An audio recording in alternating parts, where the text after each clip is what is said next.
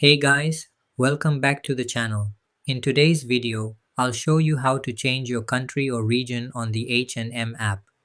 If you've moved to a different country or simply want to browse another region's store, the process is quick and easy. Let's get started. First, open the H&M app on your smartphone. Before making any changes, make sure you're using the latest version of the app to avoid any bugs or issues. Also, ensure you're signed in to your H&M account. Once you're on the home screen, tap the search icon represented by the magnifying glass located at the bottom of the screen. Next, scroll all the way down until you find App Settings, then tap on it.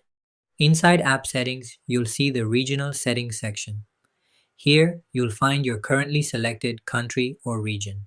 Simply tap on your current country and a list of available countries and regions will appear. Scroll through the list and select the country or region you want to switch to. The app will automatically update your regional settings, allowing you to browse products, prices, promotions, and availability for the selected country. Keep in mind that changing your country may also change the available products, shipping options, and currency displayed in the app. And that's it.